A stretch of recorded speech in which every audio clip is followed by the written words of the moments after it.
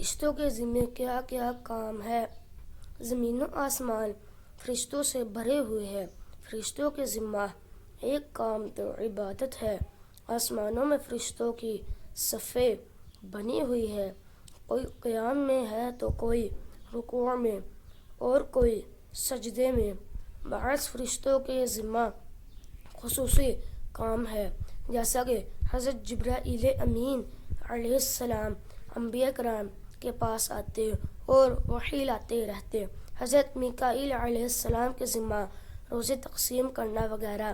حضرت اسرافیل علیہ السلام سور پکڑ کر حکم کے منتظر ہے کہ کب حکم ہو اور میں سور پھونکوں، اور دوبارہ بھی سور پھونکا جائے گا۔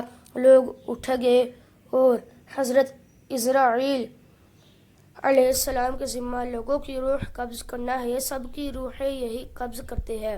یہ ان کے ماتحت اور بھی ہے، اس بارے میں مختلف روایات ہیں۔ اس کے علاوہ کرامن کاتبین فرشتے بھی ہیں جو ہمارے ساتھ ہوتے ہیں۔ ان سے ایک نیکی لکھتا ہے اور دوسرا گناہ لکھتا ہے۔ ایک فرشتہ انسانوں کے منہ میں مقرر ہے تاکہ سانپ، بچھو اور کیڑا مکوڑا منہ میں نہ چلے جائے۔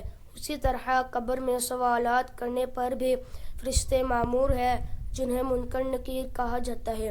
ماں کے پیٹ میں بچہ بنانے کے لیے بھی فرشتے مامور ہیں۔ یوں فرشتوں کی مختلف ڈیوٹیاں ہیں۔ بادلوں پر بھی فرشتے مقرر ہیں جسے رعد کہا جاتا ہے۔ قرآن کریم کی ایک سورت کا نام بھی رعد ہے۔ اس فرشتے کا قد چھوٹا ہے۔ یہ کوڑے یعنی ہنٹر سے بادلوں کو چلاتا ہے۔ جب کوڑا یعنی ہنٹر آسمانوں پر مارتا ہے تو بجلی چمکتی دکھائی دیتی ہے۔ یہ اس فرشتے کے کوڑے یعنی ہنٹر مارنے کی وجہ سے بجلی چمکتی ہے۔ کچھ فرشتوں کے ذمہ محمد صلی اللہ تعالیٰ علیہ وسلم پر درود پاک پڑھنے والوں کو تلاش کرنا ہے۔ وہ گھومتے رہتے ہیں جہاں محمد صلی اللہ تعالیٰ علیہ وسلم کا ذکر خیر ہوتا ہے، اس مجلس میں آتے ہیں۔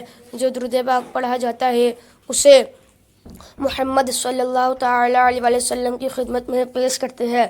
کتاب ملفوظات امیر اہل سنت، مکتبۃ المدینہ۔